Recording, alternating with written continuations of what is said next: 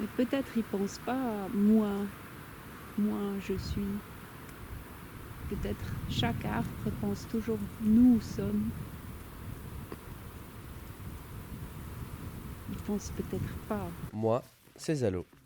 Je fais souvent des périples où je me perds avec peu d'argent mais beaucoup de curiosité, en recherche de liberté.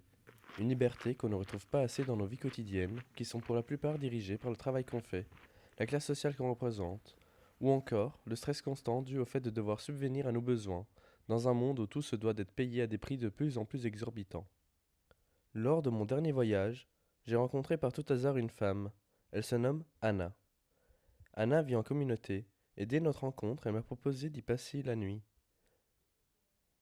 J'ai alors accepté, et me suis retrouvé à y vivre durant une semaine. Dans un monde où le lien social n'existe plus, où l'amour se perd et l'écosystème est de plus en plus fragilisé, il est peut-être temps de remettre ces questions à l'ordre du jour et, comme l'ont fait les personnes vivant dans cette communauté, mettre en œuvre ce qu'on peut faire avec toute la volonté qu'on possède. Et peut-être que là, il y aura vraiment la place pour un monde meilleur. Bonjour, je m'appelle Anna et j'habite ici dans cette coopérative depuis 2018, donc ça fait bientôt 7 ans. Et cette coopérative, c'est une coopérative d'habitation qui se trouve à la campagne suisse. Je suis arrivée grâce à ma fille qui m'a invitée à 24 ans, quand elle avait 24 ans, de revivre un moment avec elle, en coloc en fait, dans un appartement. J'étais avant à Zurich, dans une des plus grandes villes en Suisse.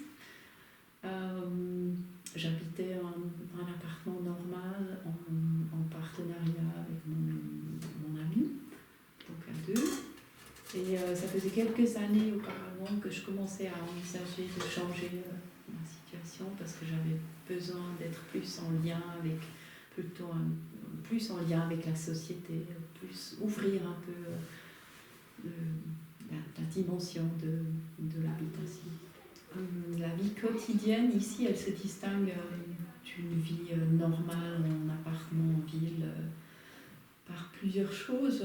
Dans le quotidien, on a pas mal d'activités en commun. Les familles avec enfants, elles s'organisent pour manger ensemble et pour qu'il y ait qu'une personne qui prépare à manger à midi. Donc ça, c'est très sympa pour les enfants aussi. Une fois par mois, on se réunit pour faire des travaux sur nos maisons, dans le jardin, pour nettoyer et réparer.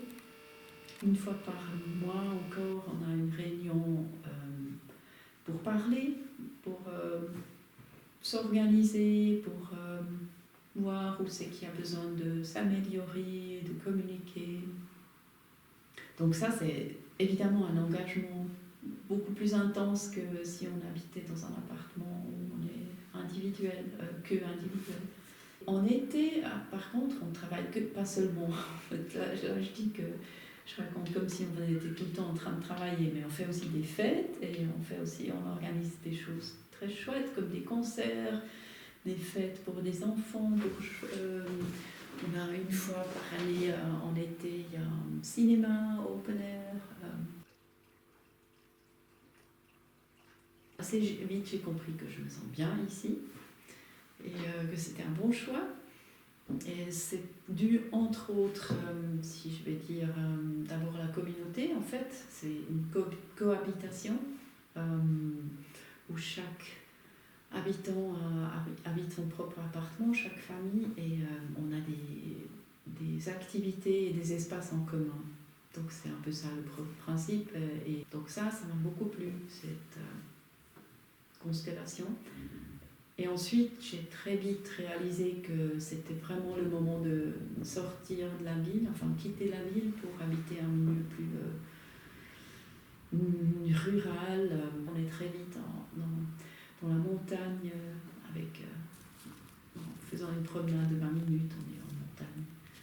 Donc ça, c'était très important pour moi. Et aussi la possibilité d'avoir un jardin et justement de vivre un voisinage plus chaleureux et plus engagé.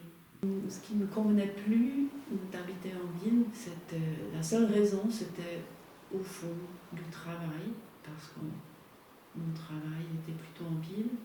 jusqu'à là, j'ai toujours suivi des circonstances dans ma vie, mais ce n'était pas un choix. Et en fait, ce qui me dérangeait, c'est que ce milieu urbain ne correspondait pas, depuis longtemps, pas vraiment à mes besoins d'être plus dehors dans la nature. Et la deuxième chose, c'était justement cette cellule de 2 personnes en couple, très peu de connexion avec le voisinage.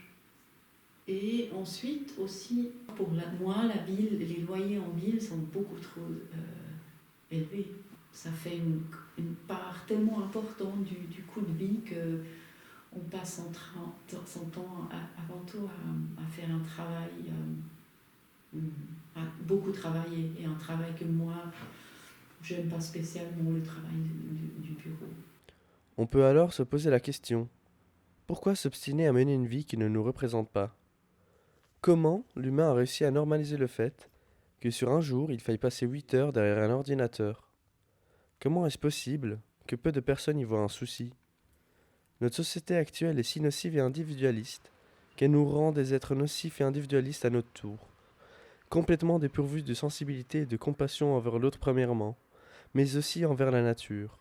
Étant nous-mêmes des êtres venant de la nature, on s'oublie alors à notre tour, oubliant l'harmonie et la beauté auxquelles l'humain s'est donné la vie lorsqu'il est tout simplement ce qu'il veut être et qu'il a l'occasion d'en faire l'expérience. Au bout de 1 ou 2 ans, j'ai observé à quel point je change.